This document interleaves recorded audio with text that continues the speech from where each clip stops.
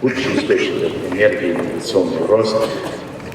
Я прошу наших специальных гостей сейчас приветствовать премьер-министр Казахстана Аскара Мамина, председатель Ассоциации KAZENERGY Тимур Булубаев, добрый день, генеральный секретарь ОПК Мохаммед Баркинда,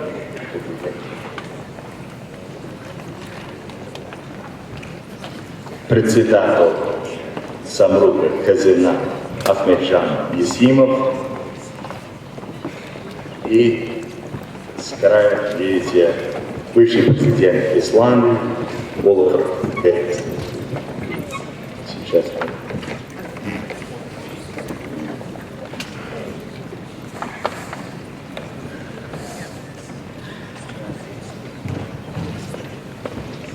Добро пожаловать в Казахстан Energy Week. Меня зовут Райан Челка. Буду говорить на русском и на английском языках. Я очень коротко скажу про себя, что я являюсь специальным корреспондентом телекомпании PBS для передачи, которая называется News Hour. Я давно слежу за энергетикой и еще дольше слежу за Казахстаном. Я здесь был первый раз в 1999 году в Нур-Султане. Могу сказать, что город за эти 20 лет очень сильно изменился. Так же, как роль Казахстана в мировой энергетике, нельзя говорить про мировую энергетику, не говоря про роль Казахстана. И этим я хотел бы начинать наш разговор.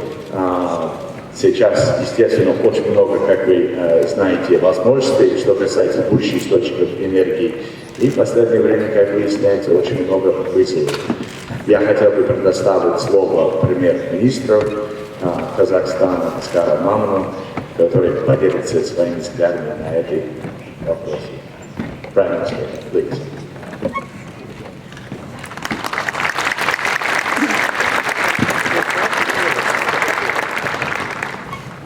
Good morning, dear ladies and gentlemen, dear participants. On behalf of the government of the Republic of Kazakhstan, I welcome all of you to the KAZENERGY Eurasian Forum. Our event today is a great opportunity to discuss the most important topic in the world of energy, work on new solutions that advance the sustainability agenda, study opportunities for further innovation in the sector. Indeed, the energy market today is going through major structural shift. The global energy demand is in the process of a deep transformation, reflecting growing climate awareness of the global consumer and booming competitiveness of renewables. The agenda of the recent UN Climate Summit in New York is a clear message of how intolerant the world is growing towards the existing unsustainable production models. The slowing pace of the global economy results in the growing intensity of competition for market share among the leading high-performing producers and the major decreases in the flow of capital in the sector. Cases of the regional instability are becoming more frequent, causing major disruption in the global value chains and financial markets. The message is clear. We have to push the wider use of the renewables, improve the efficiency and productivity of the existing energy sources, review the ways to develop and adapt innovation in the sector. At the same time, it is our responsibility to maintain stability and predictability in the energy market, just as the global economy that is at risk of the next recession. I am pleased to note that the role of Kazakhstan in post-conflict is becoming increasingly recognized. We continuously strengthen our position as a regional leader on the matters of both stable and reliable energy supply and the green economy. The 2017 Astana Expo has been a great opportunity for the renewable energy industry in Kazakhstan and significant contribution to the global agenda on sustainability. Since then, we have made major advances in introducing comprehensive measures for our economy. As of today, we have expanded our renewable energy portfolio to more than 3,000 megawatts. In the first 6 months of 2019, alone production in the sector increased by 31%. In the global context, Kazakhstan maintained its commitment to the major sustainability and climate change goals. We support key UN initiatives, the Future We Want, the 2030 Agenda for Sustainable Development, and Paris Climate Agreement. On the other hand, we stay dedicated to our role in maintaining the global energy balance. Kazakhstan today produces around 90 million tons of oil yearly, making us one of the top 15 global producers and prominent player in the global energy market. Our strong position in oil production has been a major factor for the rapidly growing petrochemical industry. In 2019, we plan to process 70.2 million tons of oil compared to almost 50 million in 2014. This will allow us to almost completely cover our internal needs on our number of petroproducts.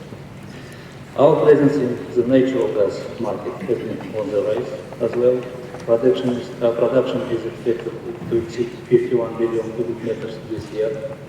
As the existing rates, we will produce more than 80 billion cubic meters by 2027. Taking advantage of the growing production, we are taking major steps to expand value creation in the sector. Existing portfolio of projects and implementation in development stages is set to put Kazakhstan into a major global exporter of quality and polypropylene. I would like to increase demand for the equipment in gas production, resulting in major advances in the gas chemical machinery. Output in the sector between 2016 and 2018 increased almost 40%.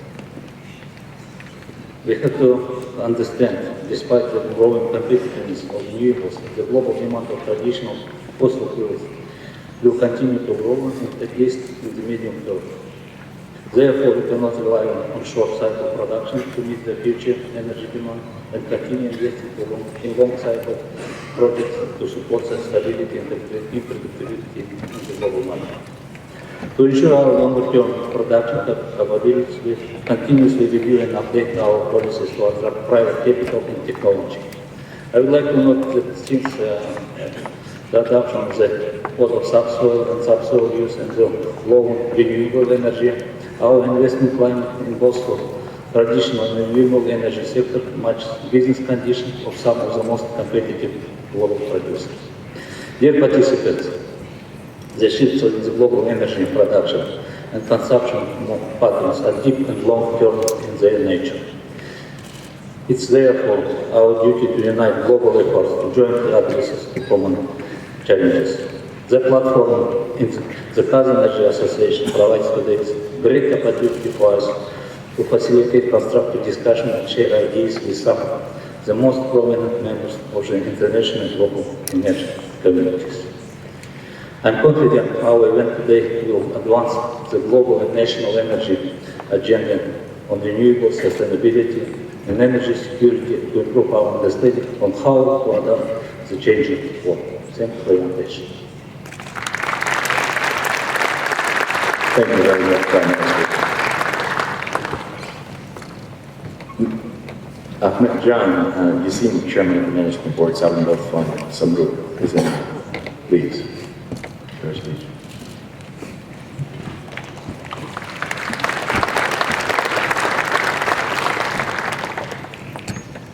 Қайырлы таң, құрметті форумға қатысушылар, құрметті Асқар Ұзақбайұлы, энергетика саласы, оның тұрақты дамуы кез келген мемлекет үшін аса маңызды, әрі ұлттық қауіпсіздік деңгейдегі мәселе екені сөзсіз. Осы орайда энергетика саласының дамуына өзіндік үлес қосып, өзекті мәселелерді талқылайтын тиімді алаңға айналған KAZENERGY форумының орны ерекше екені бәрімізге белгілі. Энергетика является ключевой отраслью экономики страны. Казахстан обладает значительным запасом углеводородного сырья и урана, занимая по этому показателю ведущие места. наряду с другими мировыми лидерами. При этом мы являемся свидетелями различных сценариев развития мировой энергетики. Глобальными трендами являются декарбонизация экономик, активное внедрение смарт-технологий, цифровая трансформация. Анализ больших данных, информационных технологий, предиктивная аналитика становится неотъемлемой частью деятельности энергетических предприятий. В свою очередь, наш фонд «Самуров-Казна» играет существенную роль в энергетике, поэтому для нас очень важно наличие эффективной стратегии устойчивого развития, реагирующей на современные вызовы и обеспечивающей конкурентоспособность. Разделяя ответственность за будущее страны, мы активно внедряем инновационные решения, создаем дополнительную стоимость и повышаем нашу производственную эффективность. Фондом реализуется масштабная программа приватизации, утвержденная правительством, целями которые являются пополнение национального фонда, внедрение передовых практик корпоративного управления, обеспечение мировых стандартов, прозрачности и отчетности. За последние годы в соответствии с принципами ЛЛПС передано в конкурентную среду 89 предприятий, выручено 192 миллиарда тенге. Планируется IPO 8 компаний фонда, являющихся национальными операторами энергетики, телекоммуникаций и инфраструктуры. В прошлом году успешно проведено первичное размещение акций «Казатомпрома». Акционерами стали институциональные инвесторы мирового уровня, пенсионный фонд нашей страны. Необходимо отметить, что с момента размещения, с ноября прошлого года, рыночная стоимость компании выросла с 3 до 4 миллиардов долларов США. Доход пенсионного фонда составил 21 миллиард тенге. Это в истории фонда самое удачное получилось размещение денег. В то же время поступления в наш фонд составили 168 миллиардов тенге. Мы также стимулируем устойчивое развитие портфельных компаний. Какая работа проводится в нашем самом крупном активе «Казмунайгазе» здесь на площадке «KAZENERGY», я думаю, наглядно продемонстрировано. Поэтому повторяться не хочу. Отмечу, что совместно с иностранными нашими партнерами достигнуты положительные результаты, внедряются современные методы добычи и переработки нефти. Я думаю, об этом здесь, на этой площадке, еще будет хорошая дискуссия. Что касается остальных компаний, то национальная атомная компания «Казатомпром», ведущий производитель урана, реализует проект по производству тепловыделяющих сборок для атомных электростанций, направленный на изготовление конечной продукции с объемом инвестиций 30 миллиардов тенге. Национальная компания по управлению электрическими сетями KEW внедряется централизованная система противоаварийной автоматики и автоматического регулирования частоты и мощности с элементами Smart Grid. Изучаются возможности внедрения системы передачи электроэнергии постоянным током. Советом директоров фонда утверждена индустриальная инновационная политика Самуров-Казны, стимулирующая внедрение дочерних компаний передовых технологий и инноваций. В нашем портфеле проекты зеленой энергетики, хранения энергии, улучшение производственной безопасности и снижение воздействия на окружающую среду. Для нас представляет большой интерес тема проводимого сегодняшнего форума. Мы планируем принять самое активное участие в его программе, и практически все наши портфельные компании здесь присутствуют. Уверен, что по итогам работы будут выработаны хорошие рекомендации. И в заключение разрешите пожелать вам успешной плодотворной работы. Спасибо.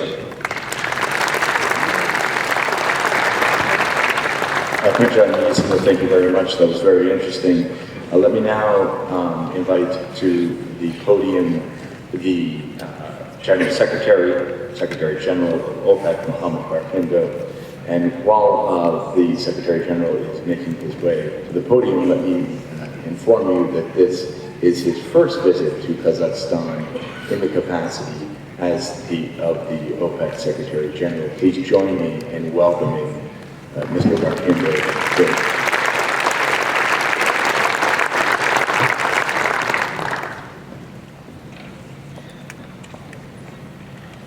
It's my great pleasure and indeed honor to be here in the beautiful capital city of Nur-Sultan for the first time, as Ryan just told you, on the occasion of the Kazakhstan Energy Week, to participate in this 12th Kazakh Energy Racial Forum. Allow me first of all to recognize and acknowledge our esteemed Prime Minister, His Excellency Askar Mamin.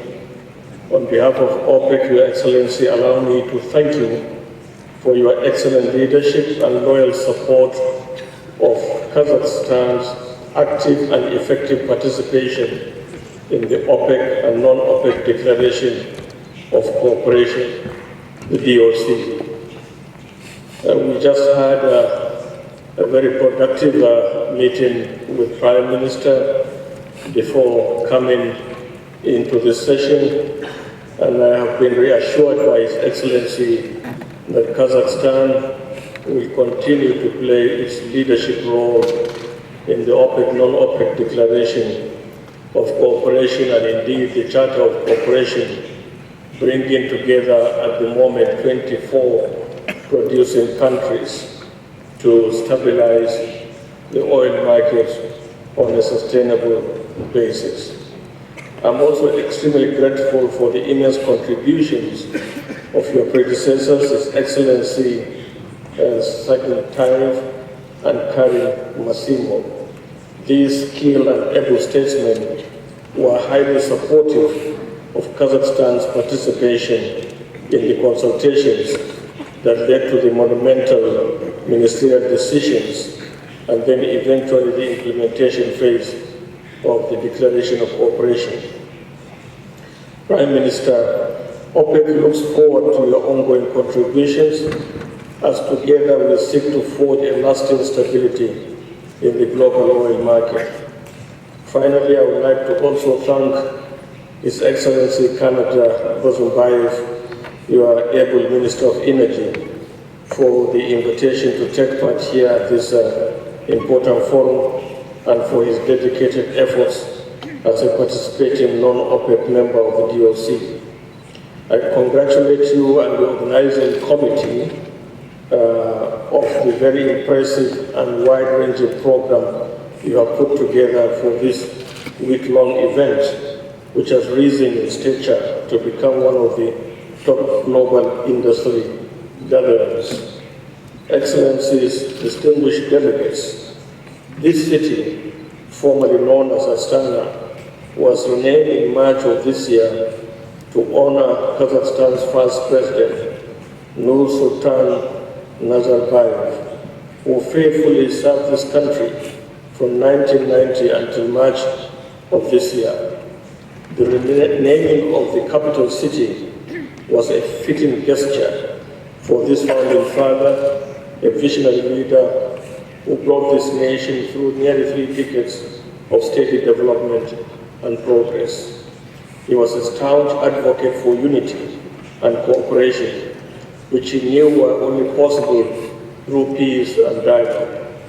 He once said, and I quote, "We have to acknowledge peace is in danger, and mankind still has not realized the priority to be given to world dialogue versus armed conflict and bloodshed," unquote. No matter one's background or heritage, he knew that together we are stronger. He said, and I quote again, "Inter-ethnic and spiritual accord is our strategic resource, the basis for progress of our society and state," unquote. This great leader sowed the seeds of collaboration and dialogue repeatedly throughout his illustrious career, and now those seeds are blossoming through Kazakhstan's participation on the international stage, together with OPEC and other non-OPEC producing countries. Nazarbayev's legacy is evident today when you drive through this metropolis of just 1 million people and witness a truly magnificent cityscape with gleaming skyscrapers dotting the horizon. It is indeed a living tribute to the advancement this country has achieved over the years. This impressive progress of today is rooted in Kazakhstan's rich history of intellectual thought and scholarship. 10th century Kazakh scholar and intellectual Abu Nasr al-Farabi is widely regarded as a leading philosopher in the Islamic world. His works in various fields, including religion and science, have influenced, among others, Avicenna, Averroes, and Maimonides, who followed in his footsteps.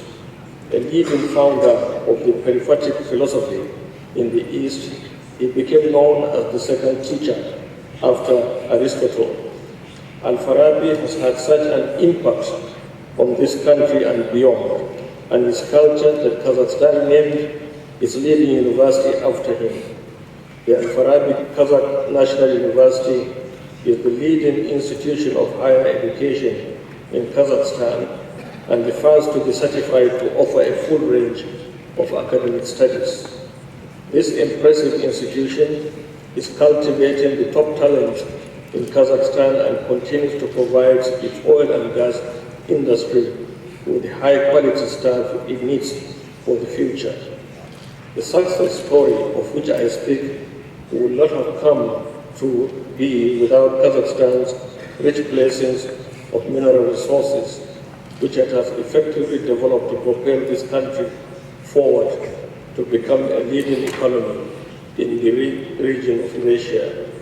I think the delegates here today are very aware of this country's rich past, with more than 120 years of experience in our industry, the oil and gas industry. With massive investments in its energy sector, Kazakhstan is now seeing the fruits of its labor as major projects such as the giant Kashagan field, which I look forward to visiting tomorrow, and the equally impressive Tengiz oil project, I help them provide significant boosts in liquids production capacity, and therefore ensuring the security of supply to global markets. This is just the tip of the iceberg though, and I'm certain there are still many chapters to be written in the ongoing success story of this great country. Excellencies, distinguished delegates, over the past few months, the global oil market has been plagued by uncertainty, due mainly to ongoing trade disputes between the leading trading nations of the world, softening demand and geopolitical developments. This prevailing uncertainty was aggravated further with the recent attacks on the Abqaiq facility and Quraysh oil field in the Kingdom of Saudi Arabia, the biggest oil producer in the world. In a matter of minutes, an estimated 5.7 million barrels of crude oil production were taken off the market. In the immediate aftermath, the oil price jumped by more than 18%, the highest volatility we have seen in 30 years. And may I also add that the 5.7 million barrels of crude oil that was lost in just 1 minute was the biggest loss in the history of oil. The rapid response from the government of the Kingdom and Saudi Aramco's National Oil Company to restore production as quickly as possible was absolutely essential in calming the market's fears of extended volatility. Mr. Prime Minister, I wish to join you in commending the Minister of Energy of the Kingdom, His Royal Highness Prince Abdulaziz bin Salman, for his swift action in responding to these unprecedented attacks. He has also vowed that Saudi Arabia will maintain its production levels as agreed at the Joint Ministerial Monitoring Committee meeting on the 12th of September in Abu Dhabi, United Arab Emirates. Let me emphasize here that any disruption to the steady and secure supply of oil and gas products anywhere in the world is counterproductive and detrimental to the industry and to the wider global economy. OPEC, together with Kazakhstan, is firmly committed to market stability and remains dependable, reliable source of supply for global markets. Excellencies, distinguished delegates, another pressing issue in our industry, which has just been mentioned by our esteemed Prime Minister, is the burning issue of climate change. The 74th session of the United Nations General Assembly is meeting this week in New York, and this topic is high atop the agenda. In fact, the UN Secretary General, Antonio Guterres, has convened a climate summit under the theme Climate Action Summit 2019. A race we can win, a race we must win. The goal of the summit is to mobilize the high-level political and economic support to advance implementation of the 2030 Agenda for Sustainable Development. The outcomes of this summit will feed into the United Nations Framework Convention on Climate Change process by contributing to the 25th session of the Conference of the Parties, COP25, with the UNFCCC that will be held in December in Santiago, Chile. Today, I would like to urge you to consider the facts. On November 5th this year, we in OPEC will publish the 2019 World Oil Outlook, which presents our long-term focus for the oil and gas industry. This and every other publication we produce is based on rigorous research and analysis, not only on theories. And our research tells us that oil and gas and this industry as a whole are here to stay. The fact is all forms of energy will be required to meet future demand. It is not about choosing one form of energy over another. Oil and gas are expected to remain the fuels with the largest share in the energy mix throughout the focus period to 2040. We also expect to see robust growth in long-term global oil demand, which is expected to rise to almost 112 million barrels a day by 2040. Most of this will come from developing countries with high population growth rates, expanding middle classes, and strong economic growth. Another theory I would like to dispel is that electric vehicles are on the verge of replacing conventional vehicles. This is simply inaccurate. Our research tells us that although the rate for new sales of electric vehicles is very high, the share of the total stock in 2017 was only 0.3% and 1.3% of total vehicle sales. We will see the long-term share of electric vehicles in the total fleet reach a level of around 13% by 2040. But conventional vehicles will still see the majority of growth of the total vehicle fleet. And finally, let us not underestimate the vital role of technological innovation, energy and fuel efficiency enhancements, and carbon capture and sequestration, which will provide a balanced and effective approach to meeting the world's energy needs in an environmentally friendly way. To make headway in any of these areas I have just outlined, we must have all the full cooperation and support of all industry stakeholders. Cooperation such as the one OPEC and other leading producing countries, including Kazakhstan, is currently undertaking. The participating producers of the Declaration of Cooperation, in which Kazakhstan continues to play a key role, have created the blueprint for effective international energy cooperation. So let us now go forth and build upon this through the Charter of Cooperation, which was endorsed at the 6th OPEC and non-OPEC ministerial meeting on the 2nd of July in Vienna. The Charter is an extension of the highly successful Declaration of Cooperation, providing a permanent platform for discussion, cooperation, and dialogue. In this regard, Prime Minister, I again want to express my sincere appreciation to your government for its extremely valuable contributions and loyal participation in this noble cause. We look forward to working closely with you in the years to come, and I wish you a highly successful week of meetings at this very important forum. Thank you.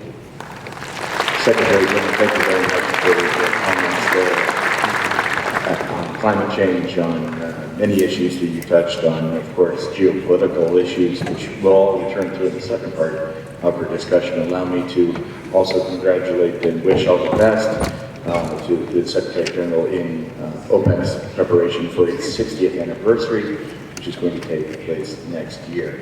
I'd now like to introduce the President of Iceland from 1996 to 2016, Ólafur Grímsson. He is a well-known figure, not just in Iceland, but around in energy. He is also a very good friend who was kind enough to host me and my family at his home.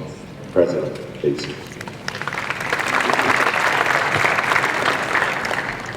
Distinguished Prime Minister, Your Excellencies, ladies and gentlemen, let me first thank you for the profound honor you have given me by inviting me to return to this distinguished forum and address you at the opening session. In my work as President and recently as Chair of the International Commission established by IRENA in the beginning of last year, I have been privileged to participate in various dialogues and discussions on the primary energy challenges of the 21st century. And although, as has been mentioned here this morning, we can indeed celebrate the success of previous decades, we have squarely and honestly to face the primary energy challenge of the 21st century.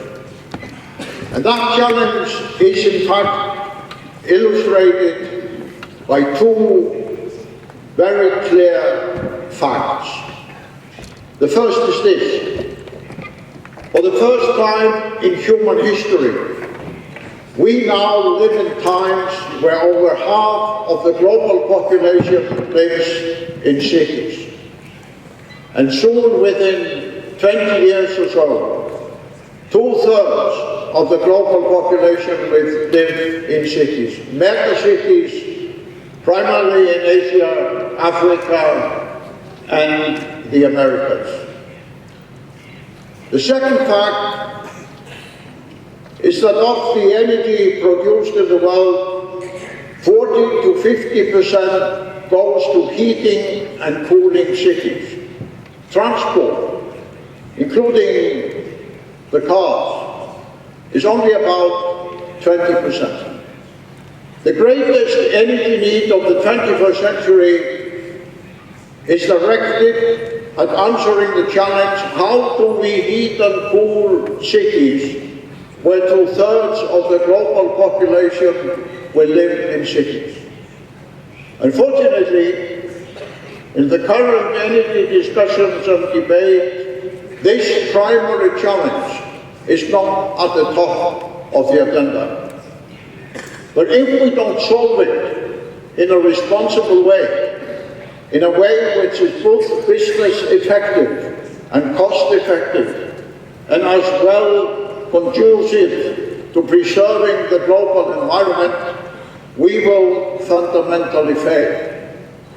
All the international summit for climate change will be of no use, and the regular marching by the young generation all over the world in their millions will be frustrated.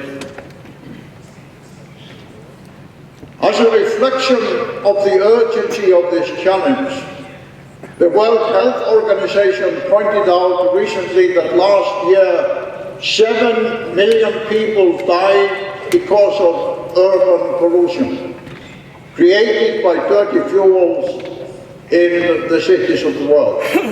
That is the 4th largest killer in the world.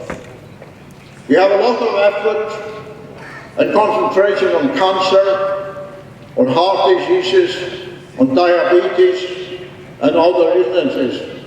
But the fact of the matter is, urban pollution is one of the most effective killers in modern times. So here we are today, and every nation, every government, every energy company of the world has to come together to answer this fundamental question. How do we heat and cool cities in the 21st century while preserving the environment in a responsible way? And the good news is there is a solution. There is a solution which is based on a proven, decades-old business and technological model which my country has developed since the end of the Second World War, and which we have polished and advanced in cooperation with China in the last 10 years. It is the Icelandic geothermal urban heating model, or what we have now come to call the Iceland-China or the Iceland-Asia geothermal urban heating and cooling model. Although a lot of people are familiar with solar and wind because we can observe the sun and we can feel the wind, most of us have not realized that under our feet there is an enormous heat resource inside the planet. If we only utilized about 1% of the heat inside the planet, it would be sufficient to meet the entire energy demands of humankind for thousands of years.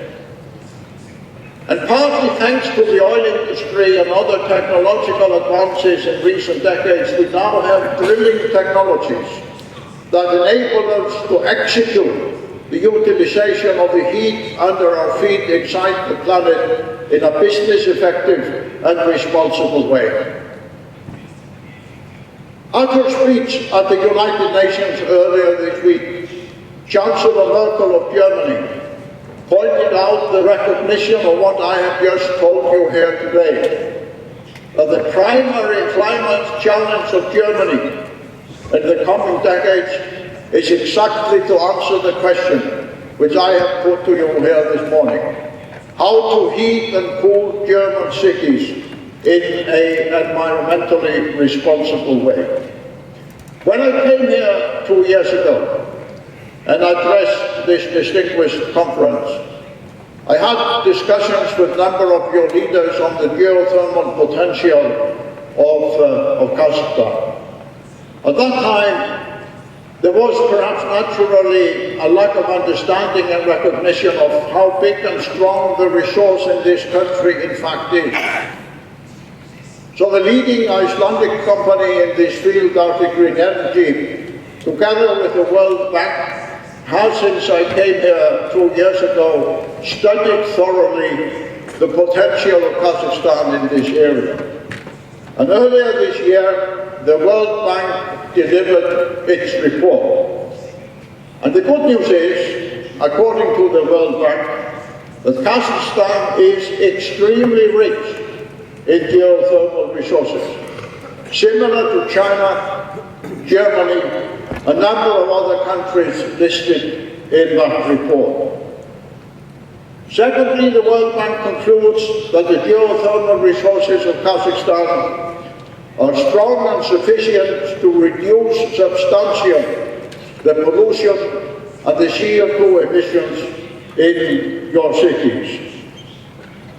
Thirdly, the World Bank concludes that abundant oil wells in Kazakhstan can provide interesting contribution to the evolution of your geothermal industry. And the World Bank also concludes that providing the necessary legal framework soon and in a comprehensive way, this country can join others in an aggressive, business-based, comprehensive transformation of your urban heating system. So my message here today is to urge the leaders of this country to join us in Iceland and learn from our joint experience with China and other Asian countries to aggressively and systematically transform the heating system of Kazakhstan cities in the coming years. I said coming years and not coming decades. Because if we do not do this effectively in the coming years, not only will the people of this country continue to suffer from urban pollution, but Kazakhstan, with others, will not be able to make the necessary contribution which has just been mentioned and highlighted at the United Nations Climate Conference in New York. But in addition to providing a responsible, business-based, cost-effective heating system for your cities, the geothermal utilization can enhance new type of greenhouse agriculture, establish spas for the health of the people and growing tourism, provide the field for biotechnological progress in many other areas, and bring inducement to global investment in many different ways. Such a transformation would also be in line with the conclusion of the IRENA Commission, which I mentioned at the very beginning. As you know, IRENA was established over 10 years ago as the International Organization for the Promotion and Cooperation of Renewable Energy. Now with membership over 150 countries in the world. And at the beginning of last year, I was asked to chair the first commission ever created to map out the geopolitical consequences of the renewable energy transformation, how that transformation would impact on the power of countries, on their relationship in strategic areas between different parts of the world. And at the beginning of this year, we delivered our report to the Assembly of IRENA, attended by representatives of over 150 countries. And among our conclusions are, first, that renewable energy has now become cost competitive with fossil fuel, and in fact cheaper and more effective than other forms of traditional energy used in previous decades. Secondly, this technological business transformation of renewable energy is already transforming the power relationship between countries and will be one of the pillars of the strength of China in the 21st century, because contrary to what most people expected 10 years ago, China has now become the global leader in solar, in wind, in electric transport, and due to the cooperation with us in Iceland also in urban geothermal heating. Other countries facing their strategic global geopolitical strength of fossil fuel will gradually lose their competitive position in the world.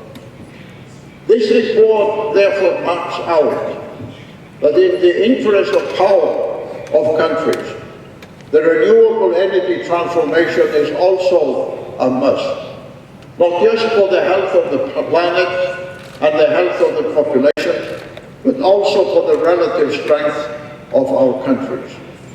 And that is why my mission here today is to invite this great country, this country which has done so many fascinating things in recent years, and in the celebration of its great founder and leader, to invite Kazakhstan to become an effective partner in the global transformation that we are now executing, based on the experience of my country and inspired by the success we have achieved in recent years with China and many other countries in the world.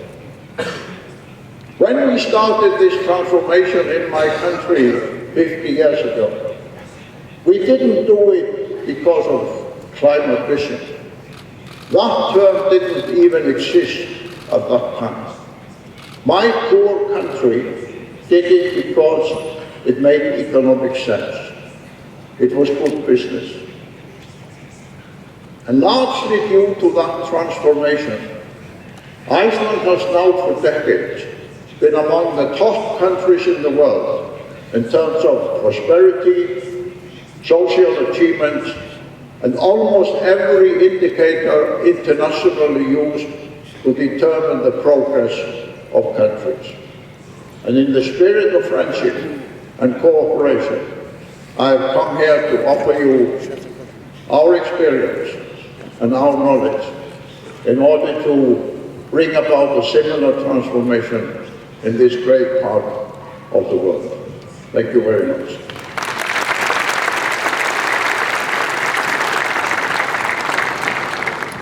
President Gibson, thank you very much. A little bit of housekeeping. We're now going to begin the next part of the discussion, which is called the future of oil, the future of hydrocarbons, reality and forecast, looking a little bit at the other side of the coin, but obviously not without touching on the role of renewables and how that fits into the mix. The Secretary General will be remaining for that discussion. It is an interactive discussion, so I would encourage all of you to stay. It's going to be, I'm sure, to say the least, very interesting. We will also be joined by the Energy Minister of Kazakhstan, Mr. Basunbayev, who has just flown in from New York City. As well as senior executives from Exxon, Total, Eni, the chairman of KAZAKHSTAN, and two of the biggest thinkers in the oil and gas space. But before we do that, please allow me please join me in thanking our special guests for participating in this panel and in this opening discussion. First, perhaps and foremost, we should thank KAZENERGY and its leadership in the form of Tibor Kulubayev for organizing this fantastic event, Kazakhstan Energy Week. And of course, our other participants, the former president, and of course, the Prime Minister of Kazakhstan. Please join me in showing our gratitude for them. Thank you.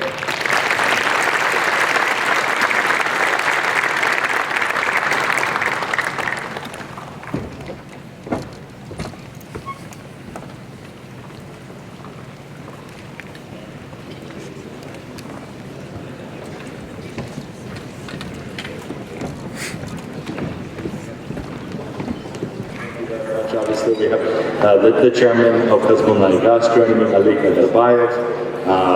Thank you very much, gentlemen. I will introduce everyone as you come up. Mohammed Arkigo, Secretary General of OPEC, will be joining us shortly. Kazakhstan's Energy Secretary, Kanat Mozumbayev, who is the chair of this session, will be joining us. I see that Tom Schuessler, Senior Vice President for ExxonMobil Upstream Oil and Gas, has sat down. To his right, we have Alessandra Paluigi, the Chief Upstream Officer for Eni, and we have Bernard Clement, the Vice President for the Caspian and Southern Europe from Total. Thank you very much. And last but not least, our thinkers and analysts on the panel for this discussion, William Harvard, Senior Vice President of Argus, and Malcolm Forbes Cable, Vice President for Wood Mackenzie. Thank you very much. And here is the Secretary General. Secretary General, thank you for joining us again. It was a fantastic speech. Now we're going to interrogate you over the subject matter limit. And finally, the Energy Minister of Kazakhstan. Thank you for joining us. Okay, I'm going to sit down now. We will continue our conversation. I think this is going to be very good. Я вас очень прошу, присаживайтесь, пожалуйста, сейчас мы начнем дискуссионную часть.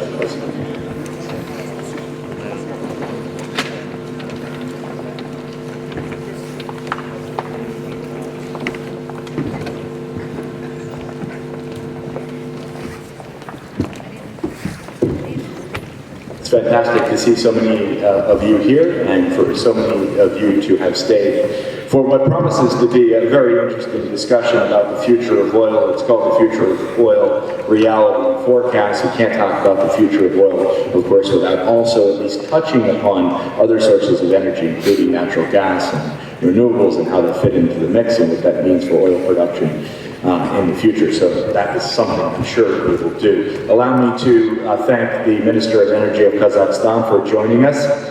His participation in this panel will be very welcome, and allow me, of course, to also thank the Secretary General of OPEC for staying around for the discussion part. Secretary General, I'm going to put you on the spot. Thank you very much for your speech. You touched on a lot of things there, including peace, the necessity of peace, dialogue on geopolitics and recent developments. If you would be so kind, if I could start there, what are you hearing from Saudi Arabia in terms of its efforts to restore supply? Thank you very much, Ryan, and let me say how honored to be part of this esteemed panel of speakers, including my friend Kanat Bozobayev, who has just flown in from New York to join us across the Atlantic. To refer to your question, the unfortunate events in the Kingdom of Saudi Arabia on the 14th of September was unprecedented in the history of oil. I was just explaining to Prime Minister in my meeting with him this morning that we had several unfortunate incidents in the past in this industry. But never have we seen in 1 minute the world losing about 5.1 million barrels a day production of crude oil. And this does not include other liquids and byproducts. But what is very impressive about our industry is the ability of the industry to rise to unexpected challenge.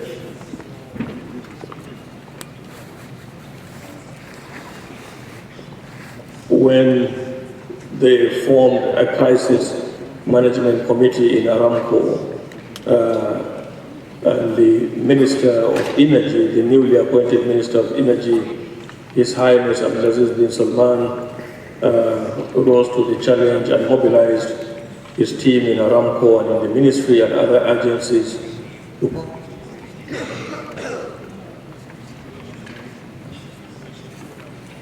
could have lasted much longer with heavy consequences on global supplies. But their ability to contain it, to arrest the decline, to cap the losses, to secure the facilities, and immediately put in place a robust response measures in terms of recovery of supply was very impressive. As we speak today, they had almost restored the bulk of the lost supply. They have already started undertaking major repairs in the units of the facilities that were involved. So by and large, I think the world can say a big relief that this unfortunate incident is behind us, and the security of supply to global markets, to consumers, remain top priority of not only OPEC member countries, but countries like Kazakhstan and other producing countries. We would like to remain, as we have been for all these decades, reliable and dependable suppliers of oil to global markets. In addition, we would also like to see oil continuing to be a reliable source of energy of choice. Therefore, this is a wake-up call, and we have all risen to the challenge. Thank you. Thank you, Secretary General. Minister Bazumbayev, first of all, welcome back to Nur-Sultan after your trip to New York City. You're welcome to tell us about all of the deals you did in New York. But also I would like to hear your thoughts about this issue of energy security and the security of supply. Because as you'll know when you go to these energy conferences, usually, most recently the conversation has been about how demand is a little bit weaker than expected. And yet a couple of weeks ago, as the Secretary General was saying there, we all got a big wake-up call. How did what happened in Saudi Arabia change how you think about energy security and the security of supply?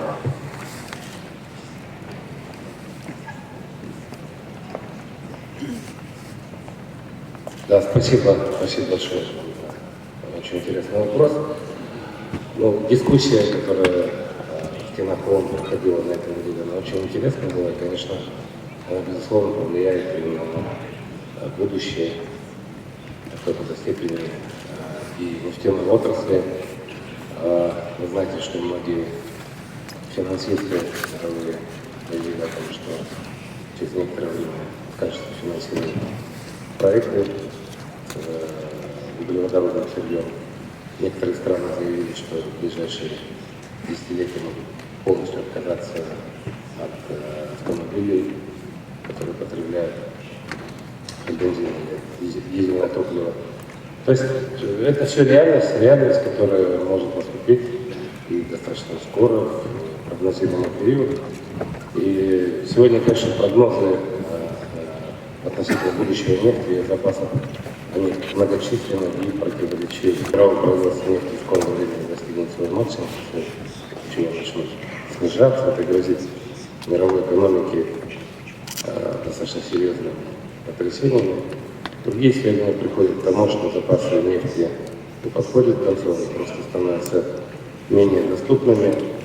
И будущее настолько сейчас неопределенно, что точно планировать невозможно, но те тренды, которые сегодня в мире происходят, конечно, мы обязаны учитывать и развивать свои отрасли в соответствии с новыми трендами. Что касается безопасности, конечно, это прискорбный случай с Саудовской Аравией в последние годы, наверное, такого никогда еще не было. Должны это учитывать, и безопасность сегодня поставок на мировой рынок выходит на первый план. На 10% цена отреагировала сопоставка с атакой на объекты Саудовской Аравии. Я хочу сказать, что с коллегами мы общаемся, никому из нас, из стран-производителей нефти не нужен такой рост цены, такой цены. Мы, нефтедобывающие страны, поэтому объединились в ОПЕК+, чтобы ясно осознавать свою ответственность и понимать и помогать прогнозируемости поставок на мировой рынок и прогнозируемости цен на мировом рынке. И, по крайней мере, до этой атаки все у нас шло четко. Тут наш уважаемый гость, новый правительства Мухаммед Баркиндор, он при его координации мы со всеми странами очень тесно работали, и вы знаете, последние 2 года не было никаких потрясений на мировом рынке, и Казахстан привержен своим обязательствам. Ряд стран сомневались в наших возможностях выполнения обязательств. Я хочу сегодня сделать заявление, что мы, как ответственный партнер, мы будем выполнять свои обязательства. И до конца этой сделки мы останемся в том коридоре, который гарантировали нашим коллегам, и надеемся, что эта сделка в том или ином виде будет продолжена и в дальнейшем, потому что это очень правильная инициатива, которая произошла впервые в истории. Что касается наших возможностей, мы считаем, что в среднесрочных планах мы будем продолжать реализацию крупных наших проектов, и это в первую очередь расширение Тенгизского месторождения, продление полки добычи на Карачаганаке, увеличения глубочи на Кашагане. Именно в Нью-Йорке состоялись встречи с крупнейшими акционерами этих больших проектов, и мы со всеми силами этих компаний получили от них уверение, что все планы остаются такими же, какими они были в начале года до различных атак и так далее. Поэтому мы предполагаем, что мы в рамках ОПЕК+, конечно, будем выполнять свои обязательства, но в среднесрочной перспективе мы будем увеличивать и наращивать объем добычи нефти к 2023-2025 году. И, конечно, мировые тенденции сегодня таковы, что в дальнейшем по мере исчерпания запасов доступной нефти будет увеличиться доля трудноизвлекаемой нефти, и у нас в регионе в том числе.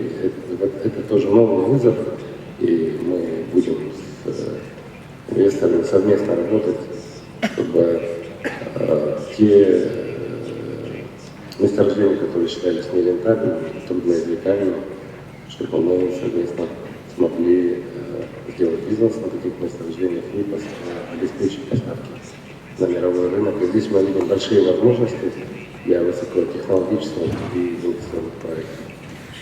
Поэтому, пользуясь случаем, уважаемые гости, участники, приглашаю к нашей всех дискуссии, желаю плодотворной работы сегодня и конструктивных идей. Спасибо.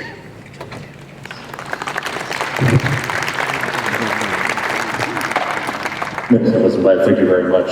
Tom, you're in charge of upstream at Exxon. You're in charge of the supply, security of supply.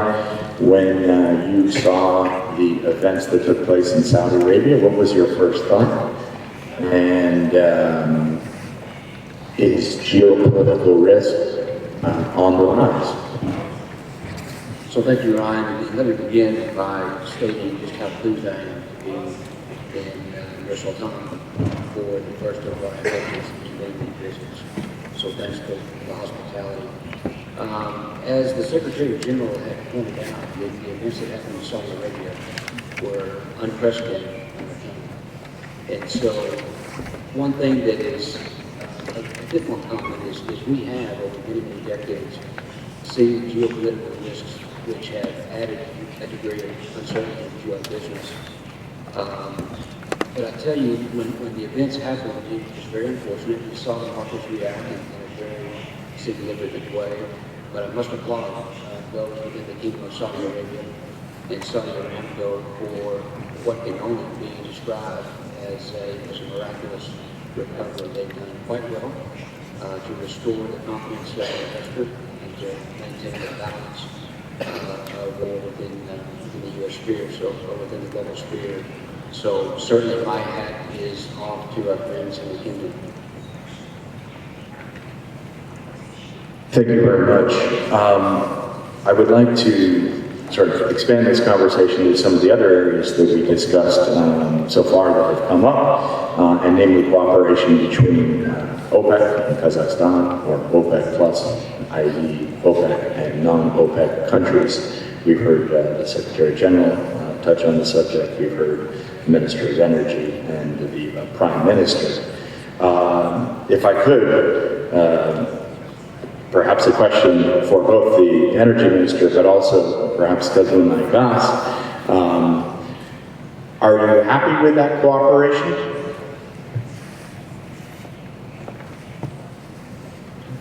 Ну, если бы нас не устраивала эта кооперация, безусловно, мы бы ей не занимались. Потому что как стране, которая в значительной степени все еще зависит от доходов, от нефтегазового сектора, для нас в первую очередь нужна прогнозируемость ценовая на мировом рынке, и, безусловно, нас устраивает. Мы, как страны не ОПЕК, встречаемся чаще, консультируемся, у нас очень прекрасное взаимоотношение с Российской Федерацией, с Азербайджаном, но и потом мы уже как единым блоком выходим на переговоры со странами ОПЕК, и вот его происходительство Мухаммед Аркандо, о его участии происходит окончательная дискуссия, принимается решение, как этот механизм работает. Конечно, мы благодарны за то, что Казахстан, как стране, которая очень большие новые проекты только начали реализовываться, я имею в виду, в первую очередь, Кашаган, то, что государство опека, не опека учитывает, это тоже обстоятельства. Мы благодарны нашим партнерам, но я еще раз хочу сказать, мы будем выдерживать свои обязательства, для нас важна прогнозируемость, и мы будем поддерживать наших партнеров.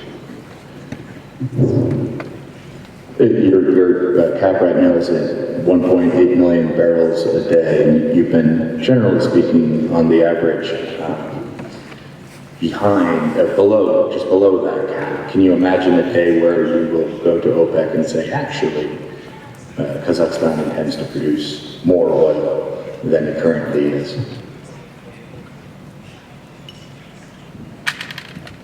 Мне очень ясно этот день представляется. Наверное, это будет не очень так далеко, но точно, что резкое увеличение у нас в среднесрочной перспективе возможно это где-то 23-25 годы, а до этого времени мы в любом случае будем в этом коридоре находиться. 1,8, 1,9 миллионов баррелей в сутки. Так и предполагается. Но все же, наверное, руководству KAZENERGY тоже нужно дать возможность ответить. Sure, and if I could add to that, Adarbayev, we heard Ahmed Yasimov talking about the IPOs and the coming up IPOs. If you could give us a sense of when KAZENERGY is prepared to IPO and to what extent you're following what's happening with Aramco, and if there are lessons for KAZENERGY to take from Aramco's journey to the market.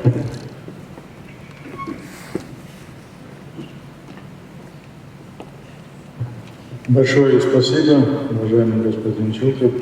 Хотел бы я тоже присоединиться к словам благодарности Ассоциации KAZENERGY за организацию сегодняшнего мероприятия.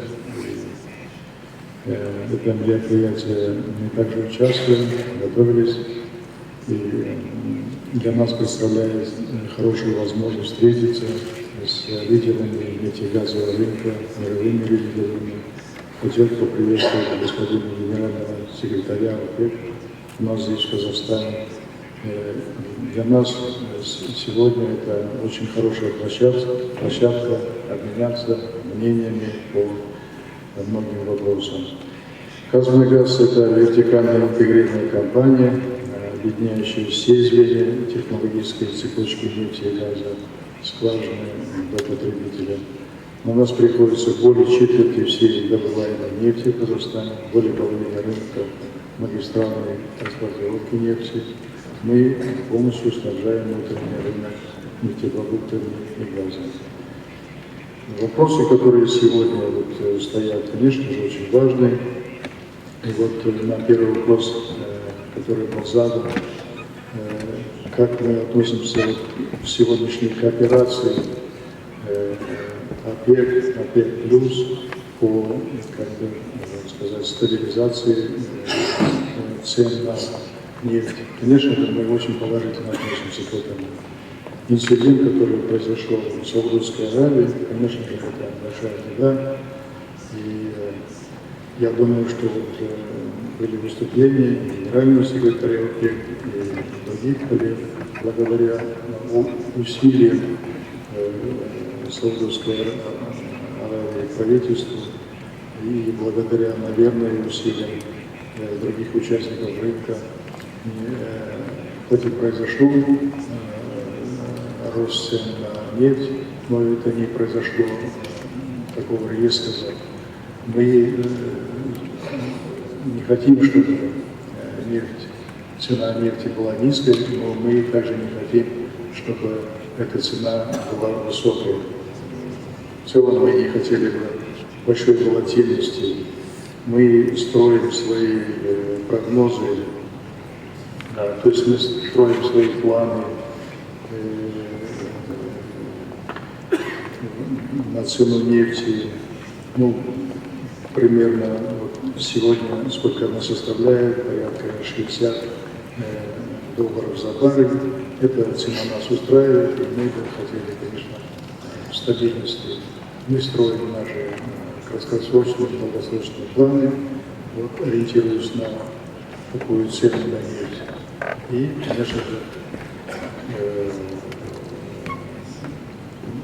хотели бы, чтобы цены были стабильными.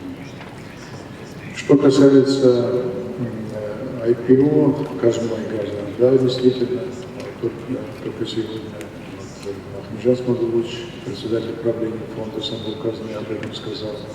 Мы готовимся к IPO. И,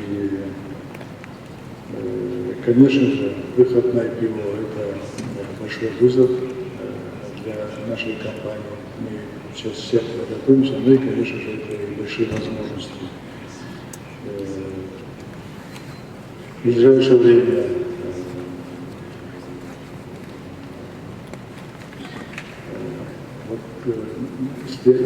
на следующий год мы планировали, сейчас идет подготовка, но окончательного решения именно какой период, конечно же, мы будем смотреть и на рынки, и на предпосылки. Поэтому мы работаем в этом направлении. Спасибо. Thank you very much. Secretary General, we just heard that Kazakhstan wants an oil price that isn't too low, not too high. Is OPEC satisfied with the oil price? What would you like to see?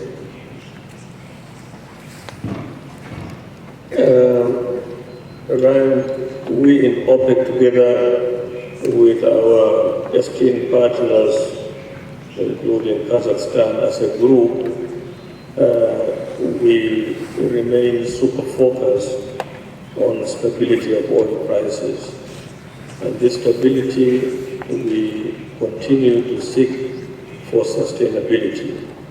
What we witnessed in the aftermath of the events in the Kingdom of Saudi Arabia significantly increased volatility. And this is neither beneficial to we producing countries nor to consuming countries. There is a convergence of views and vested interest between producers and consumers in seeking to sustain stability. Without stability, it becomes challenging to plan, it becomes even more challenging to access funding for your projects, let alone executing projects such as Kashagan, Tengiz, world-class projects. So we remain focused on this objective, but each of our member countries or participating countries may have their own price objective, depending on a variety of factors, including their budgetary requirements, fiscal regimes, and what have you. But as a group, we continue to march on, we continue to remain focused, despite the consistent distractions from non-fundamental factors, such as trade tensions between world trading partners, geopolitical issues, including the ones we have seen in the Gulf. We will continue to do whatever it takes to insulate oil from politics. And also our organization, the OPEC Plus, from the impact of geopolitics. Thank you. Thank you very much, and I would encourage the other members of the panel and the plenary to jump in as and when they want, not necessarily waiting for me to invite them to do that. Secretary General, one more quick question for you. You can answer it as quickly as you'd like. That focus on stability in oil prices, does that require another meeting of the OPEC countries before you sit down in December in Vienna? I have been asked this question several times since after the unfortunate incident in Saudi Arabia. And I remain consistent that at the moment extraordinary meeting is not on the cards, and I believe my friend Kanak Kazukhwan is also on the same page with me on this issue. We have just reviewed the response of the Kingdom of Saudi Arabia and Saudi Aramco in particular. Despite this colossal loss of liquids in just 1 minute, we have not had Aramco slapping any force majeure on any of their contracts. This is extremely impressive in terms of the operational efficiency of our industry, Aramco in particular. Thank you. If I might turn our conversation in the direction of supply, obviously the search for oil and production of oil continues, even amongst the geopolitical concerns. And I would like to ask Alessandro Bolivia, where any sees the biggest opportunities for growth in terms of supply are now? Okay, thank you. So, as far as is concerned, now I believe it's quite known that major areas in which we are growing recently is the Middle East, where we created in the last couple of years important positions in Abu Dhabi, where we are now part of producing fields like Ushaya and Lower Zakum that are legacy fields in the Abu Dhabi production. And also we are very much involved in the sour gas development in Abu Dhabi. That is a very big project to produce more than 1 BCF per day of gas for the state of Abu Dhabi. And this is part also of our overall strategy that sees the gas as part of our mix of hydrocarbon production more and more becoming more and more important. And those are really the main areas of growth for ENI, as well as West Africa, where we are investing, especially in Angola. We made important discoveries there, and in the last years, but even recently, there's been announced Angola discoveries that where so we will come in production quite soon as well with new developments. Bernard, Clement, if I could ask you about Total's perspective on the prospects for growth here in Kazakhstan. Maybe before a few words on Total globally.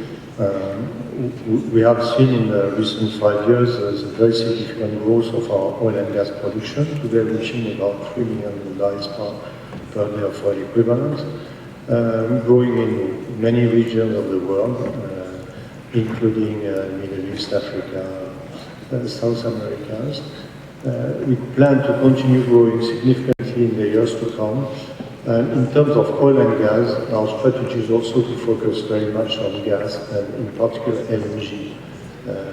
We have made both organic development recently and through acquisitions, and we are becoming now number 2 in the LNG market, reaching 50 million tons by 2025. So gas and the shifting between oil and gas is very important in our strategy. Here in Kazakhstan, we have been investing over the years about $12 billion, mostly on the Kashagan field with our partners. We are very pleased with the performance that the operator is delivering on Kashagan, with production about 400,000 barrels per day since this spring. So excellent performance in terms of production and efficiency of the operations. And we are very pleased to see that there are potential to further grow beyond this number. We are also investing in the Dunga field, and we successfully agreed with the government of Kazakhstan in July an extension of the concession for Dunga, so we were able to take the decision to invest in the phase 3 of the project very recently. So we are happy to be in Kazakhstan and to continue investing in the country. Tom, what's the biggest barrier to growing oil supply and production in Kazakhstan? The Republic of Kazakhstan is incredibly blessed with world-class resources. And so as we have invested over many years in Kazakhstan, we have found great success with our partners in Kazakhstan, as well as our partners in attendees. Like any other country that we see that historically right here in Kazakhstan. Minister Bazambayev, not all of the oil companies will say this directly to you, but some of them say that they would like to see more stability in terms of the future, in terms of predictability when it comes to the regulatory regime, investability in Kazakhstan. Can the international oil companies count on a predictable regulatory regime in this country?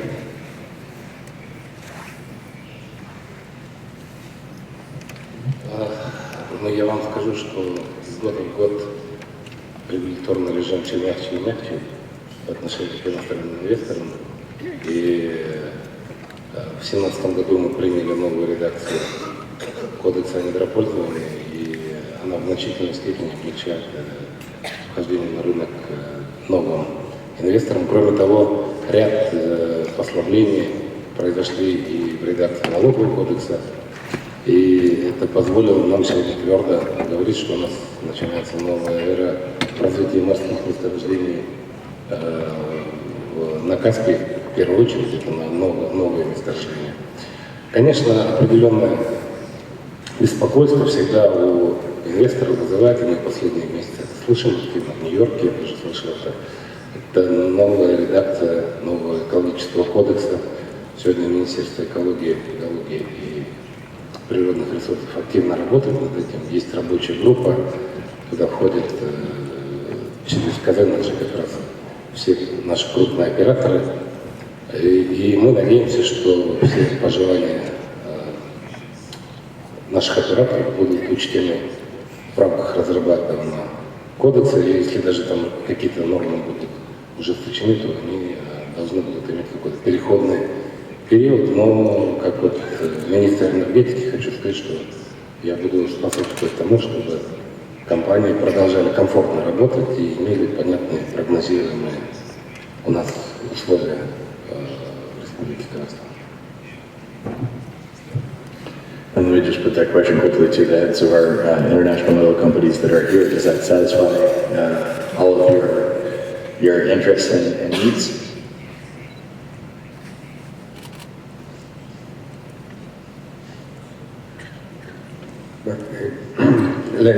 Let me answer.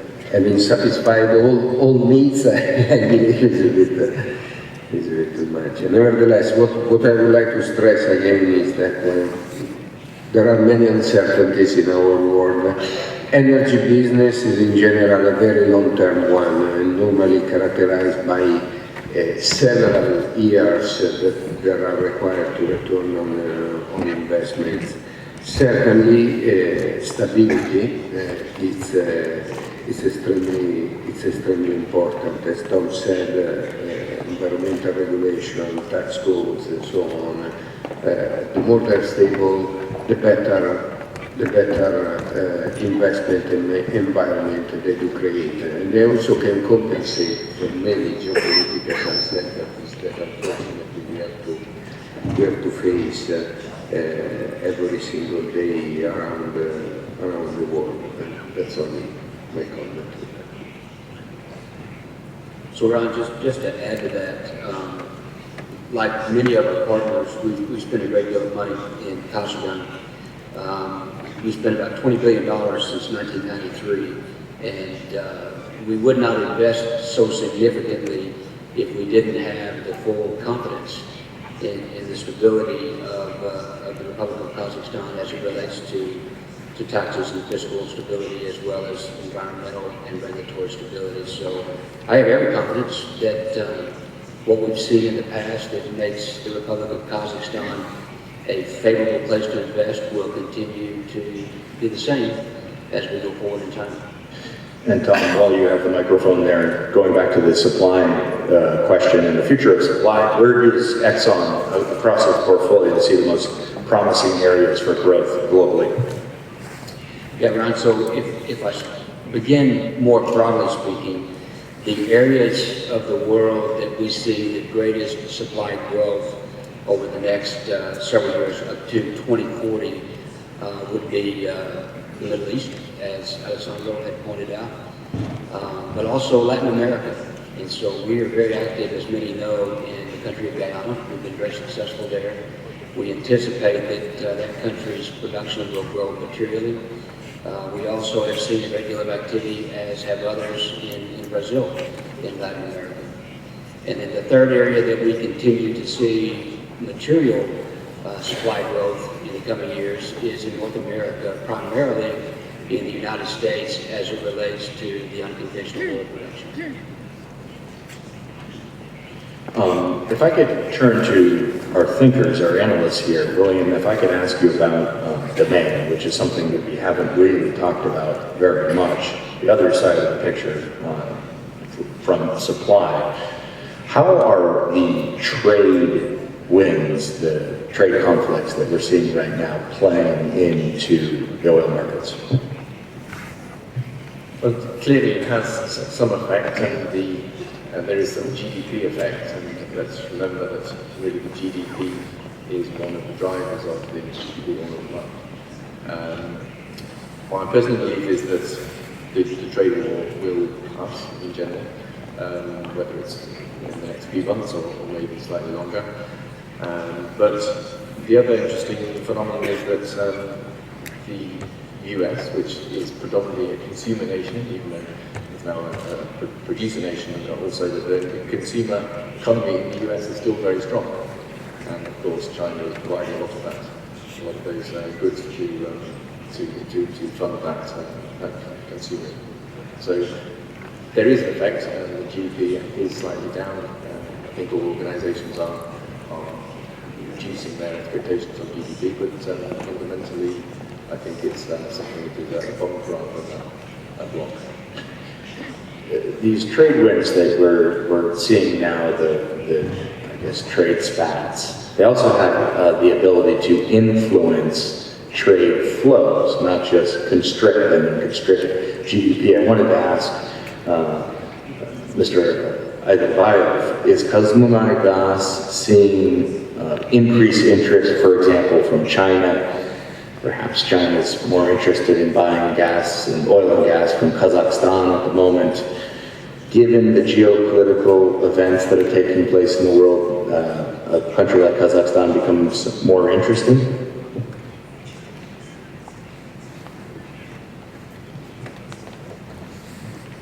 Спасибо за вопрос, очень интересный.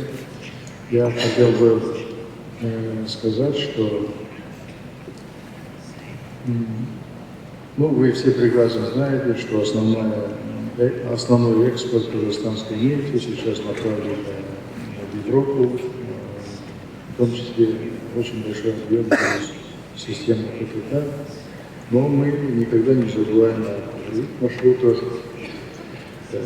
Географическое расположение Казахстана сегодня выгодно сказывается на развитии нефтегазовой отрасли.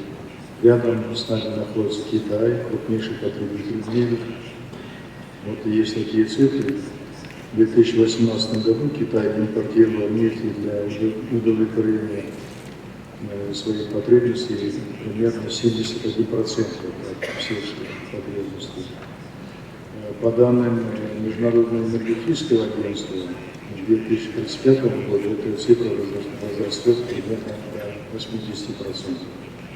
По газу в прошлом году Китай обеспечил 44% своего спроса на природный газ за счет импорта. А в 2035 году, опять же согласно прогнозам Международного энергетического агентства, эта цифра вырастет до 46%. То есть Китай является крупнейшим потребителем нефти и газа, он наш сосед, и эта потребность будет расти. И, конечно же, мы очень внимательно за этим прослеживаем. К примеру, сейчас в этом году мы хотим завершить проект реверса нефтепровода из западного Казахстана в сторону востока. То есть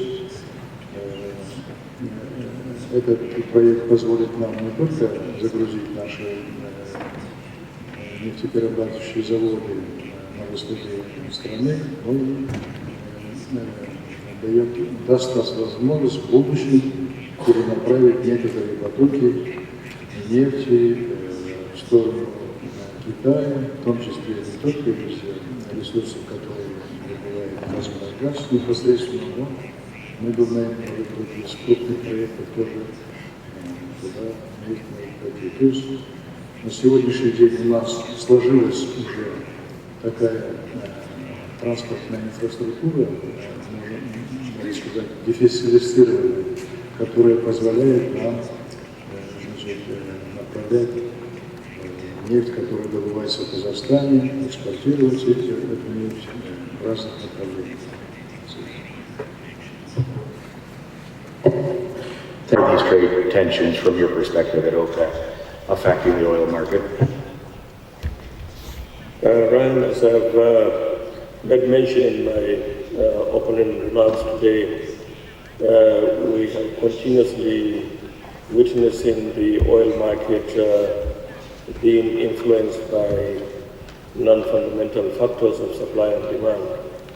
And chief of this is the trade disputes between the United States and China.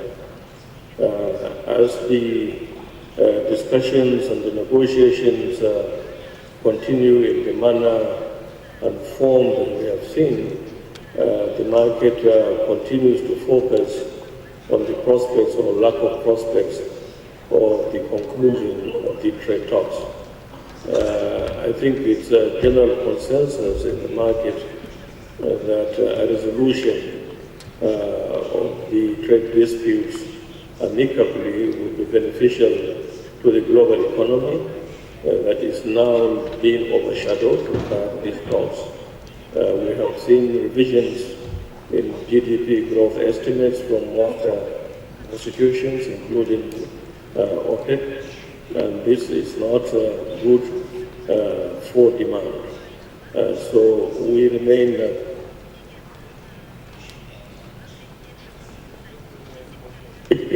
optimistic that both the United States and China would be able to resolve these issues so that we can remove this off the global agenda. Thank you. Secretary General, do me a favor, if you wouldn't mind quickly rank the downside risks to the oil price. Would you put trade tensions at the top of it, geopolitical risk, just fundamental economic growth issues?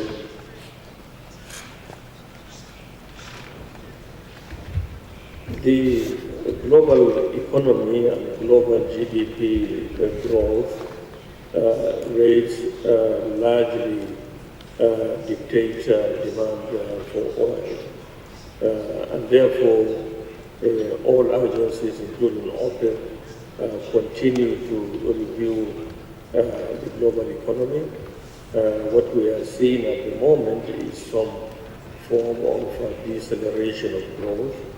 We have not seen any signs of a recession, per se.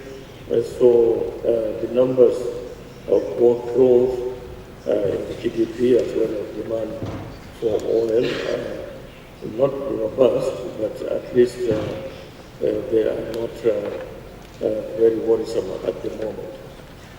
I think there is a lot of hype out there on negativism on both the global economy as well as demand. Thank you. And now I'm going to put the question to you. Hype, we know what gets the attention, as the Secretary General was saying there. Players in the oil industry tend to think alike a little bit as a herd. having listened to what this conversation so far, what are we missing that could fundamentally shift the dynamics of supply and demand in the oil and gas market? Thank you, Ryan, and kompromat to KAZENERGY for the invitation. Honored to be here. It's very exciting to be here on, I think, 120th anniversary of oil discovery in Kazakhstan. So great occasion to be here. Yeah, in terms of the sort of the market, I think there's a few risks that we think about it when we're thinking about the sort of the downside, particularly when we're thinking about price in the market. And as I think we've covered already, the biggest concern is probably the macroeconomic environment, and that obviously impacts on supply. I think we've seen and we've heard from the Secretary General today about the strong efforts of OPEC to control supply as well, and I think they're doing a fantastic job. But obviously, that needs to continue. We certainly see within the short to mid-term, the capacity within the market. So there needs to be discipline within the market to manage that.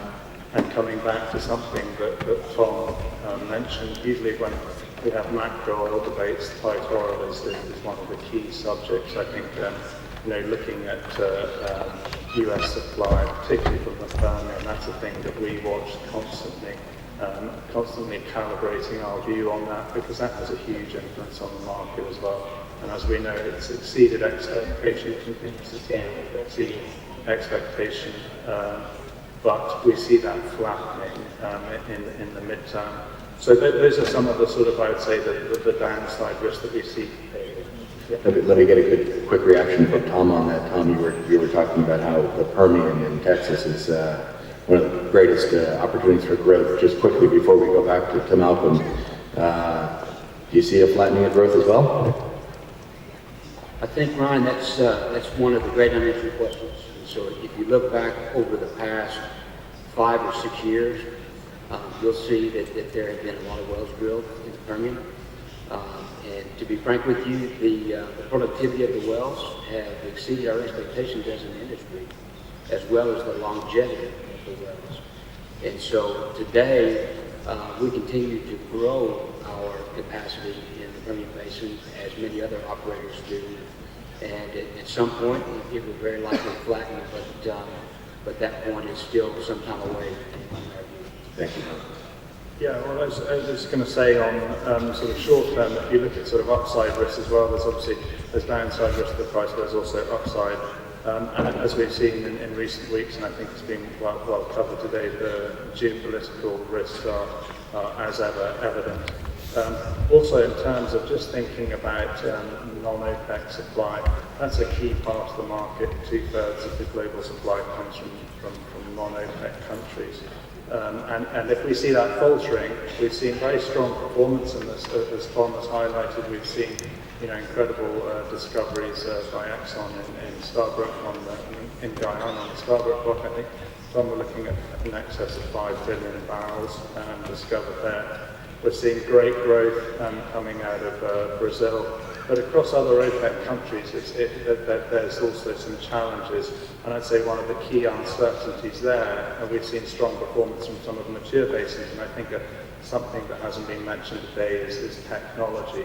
And I think we always think about volumes of oil, we always think about new discoveries, but the existing oil, increasing recovery, the application of technology, digitalization, that's having a huge effect, and we see companies reducing exploration, and I think focusing more on getting more out of what they've already got. So that's an important factor. But I just sort of thinking longer term, I think a really important thing, maybe something we come on to, Ryan, is in terms of policy, in terms of how that could impact the industry. And we see an alignment of policy and technology, particularly in the renewable sector, particularly in the EV space. I think that's very powerful. And we could see a changing environment. And as we've seen over the last week, months, years, the tension is ratcheting up. So it'll be very interesting to see what happens from a global policy initiative in terms of climate. Well, let's talk about climate change and energy transition, because in a way it's the elephant in the room. Millions of people protesting around the world, people talking about how even if we were to meet the Paris Agreement, the commitments made there, the question is, you know, are we going to go from global warming of 2 degrees to 4 degrees in the next, 50 years? Very alarming news coming out in terms of climate change all of the time. One of the factors, how that influences the oil and gas space, is obviously divestment, which we already heard the Secretary, the Minister of Energy talking about, and not only. So I wanted to ask, Minister, if you would, if you could tell us, when you were in New York and you heard investors talking about their concerns about climate change and this issue of divestment, what was the takeaway? Какой урок можно извлечь из этих разговоров насчет не всегда большого желания вкладываться в газ и нефть? Этот вопрос очень важный, и это среднесрочная тоже перспектива. Что, я еще раз повторю то, что мы услышали, что очень многие финансовые институты говорят, что в среднесрочной перспективе, возможно, не будут финансировать углеводородные проекты. И многие страны заявляют об отказе от углеводородного топлива. Это действительно создает неопределенность для индустрии, но что касается нашей страны, если мы говорим о Парижском соглашении, мы, безусловно, участники этого Парижского соглашения, мы собираемся выполнять свои обязательства, есть четкий план национальный у нас по снижению выбросов СО2, но нефтегазовый отрасль имеет небольшое влияние на этот план, потому что основными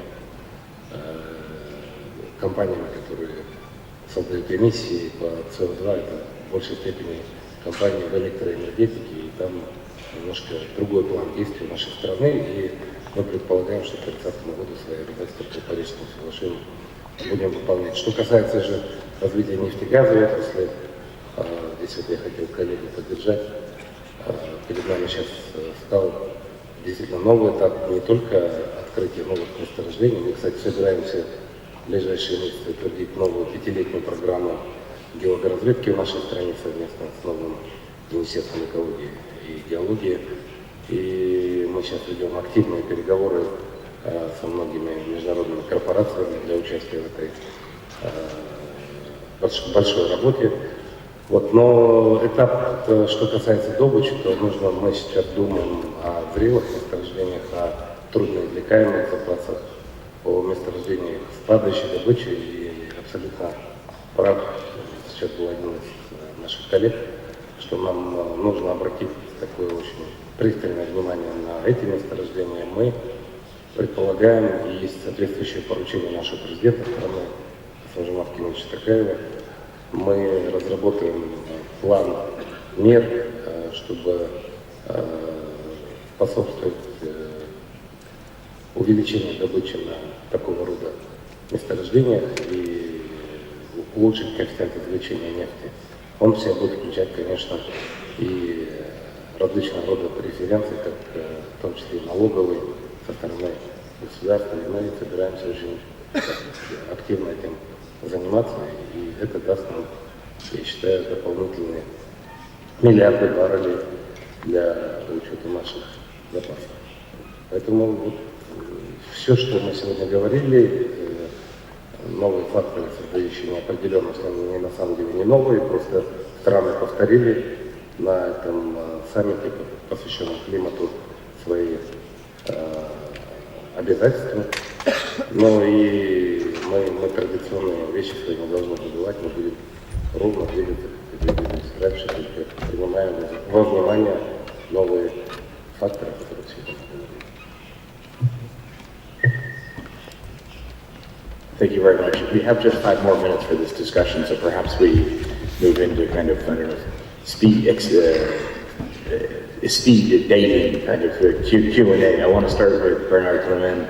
you're Director of Renewals at Data. How do you balance, when we, in this energy transition, your commitments to renewable energy with your broader commitments to the oil and gas space? I heard someone recently say, yeah, you can make a lot of money in oil and gas, but who can tell me what the price of oil is going to be next week? Sort of suggesting that renewables is this place where, slow, steady, predictable is also not a bad thing to have. That's not exactly the way we look at it. So it's probably one of the reasons why our job as an oil and gas company, an energy company, is both fascinating and complex, is that we have to provide effective solutions to conflicting objectives. On one hand, the world needs more energy because of population growth, because of development, affordable energy, and this is our core business as an oil and gas company, to provide affordable and reliable oil and gas.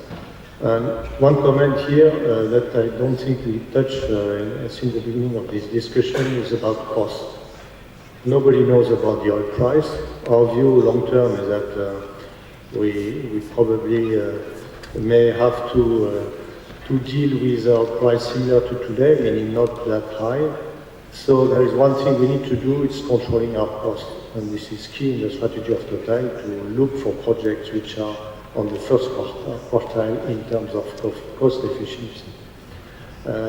On the other hand, we need to address climate change. It's been more than 10 years that Total recognized that as an energy company, we needed also to be able to help and to contribute to solutions.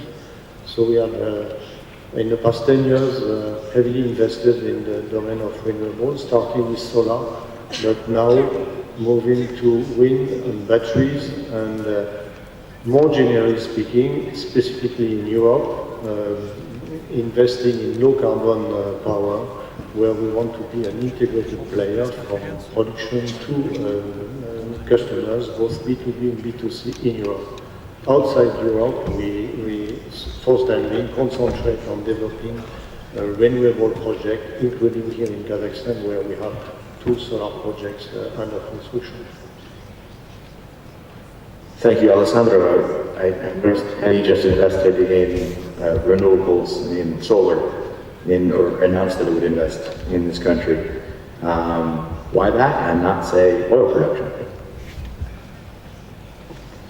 Okay, as you correctly said, we are investing in renewable as a part of the answer to the big question, how we do decarbonize our production. And in particular, we are investing here in Kazakhstan. Yesterday was announced that we won a bid for further 50 megawatt of a wind farm in Badansha. The previous project in Badansha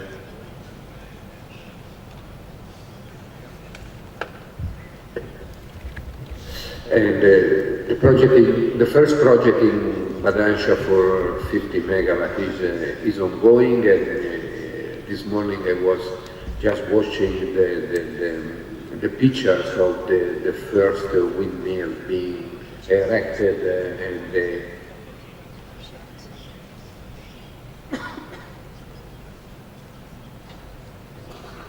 is it not working? Okay. And the big blade being installed. So yes. I blame that on the renewables. So we are working in renewables here, as well in many other parts of the world with solar, especially to decarbonize emissions of our fields. So our aim is to produce energies for our gas and oil fields with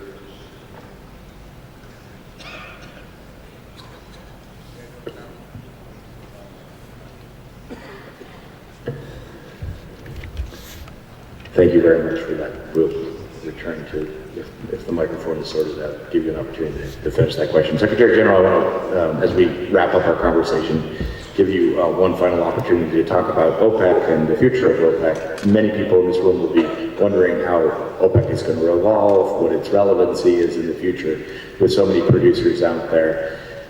Next year, you're going to celebrate the 60th anniversary of OPEC.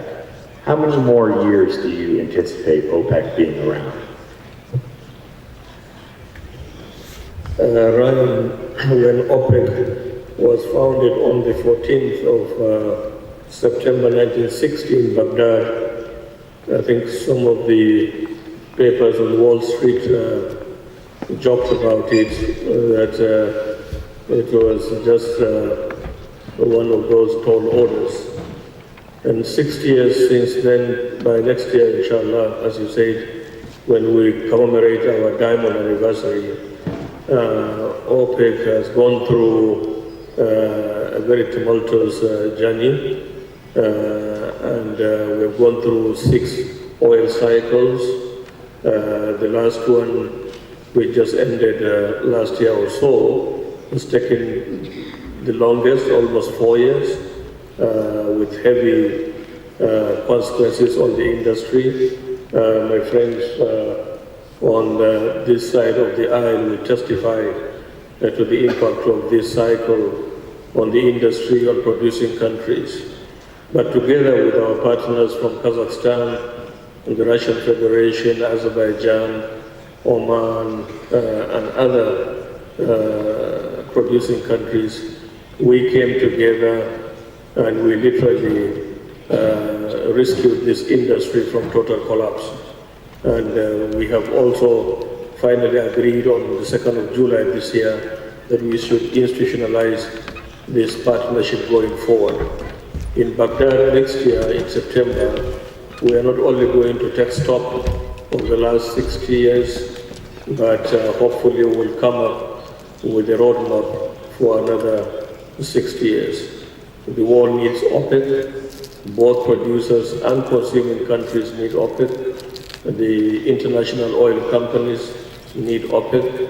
OPEC stands for stability on a sustainable basis. Thank you. And Minister Bozumbayev, I'd like to give you the final word. What would you like to say to people who are listening to this panel when it comes to how you see an effective partnerships between the country of Kazakhstan and investors and operators in the future? Ну, во-первых, разрешите, я бы хотел присоединиться к коллегам по вопросу развития возобновляемой энергетики. Фантастическим темпом развивается в стране. К концу года где-то мощность возобновляемой энергетики будет 1000 мегаватт, к концу следующего года 1500 мегаватт, в 2021 году 2000 мегаватт и так далее. Тренд задан, есть казахстанский бум развития отрасли. Total, Energy, Shell носят фантастическую лепту в развитии этой отрасли. Мы очень активно работаем. Я насколько знаю, Эни недавно выиграл аукцион по ветровой энергетике. Цены снижаются на проходящих сейчас даже в эти дни аукционах. Цены снижаются на 20-30% опять. И это будущее нашей страны. И то, что большие нефтяные корпорации активно инвестируют, они пробуют себя в этом направлении, это тоже важно, что это реализуется в нашей стране. Что касается нефтегазового сектора, еще раз хочу сказать, мы фокусируемся на 3 крупных проектах и активно обсуждаем сейчас и с операторами, и с акционерами судьбу крупных проектов Тенгиз, Кашаган и Карачаганак. Разные, иногда и горячие у нас бывает стадия обсуждения. Мы будем работать над тем, чтобы помогать зрелым месторождениям развиваться и увеличивать добычу на этих месторождениях. И мы утвердим в ближайшие месяцы новую программу геологоразведки, и мы приглашаем все крупные компании принимать участие в этой геологоразведке, пытаться находить новые месторождения, находить новые возможности для себя и для нашей страны. Мы очень будем открыты к этому партнерству и создадим необходимые условия, ну, по крайней мере, точно не хуже, чем в других странах. Но мы надеемся, даже намного лучше. Пользуясь этой трибуной, и то, что наш большой друг, его превосходительство Мухаммед Баркиндо здесь находится, еще раз хочу подчеркнуть, Казахстан выполнял и выполняет свои обязательства по сделке ОПЕК+, и мы привержены этой сделке, и мы думаем, что мы будем принимать активное в дальнейшем участие, если это соглашение будет в дальнейшем работать и после марта 2020 года. Всех хочу поблагодарить за эту сессию, уважаемые коллеги, и наша казахстанская организация KAZENERGY и руководитель Тимур Аскарович Кулибаев организовали нам очень хорошую возможность для обмена мнениями. Это очень ценно и важно для нас. Спасибо.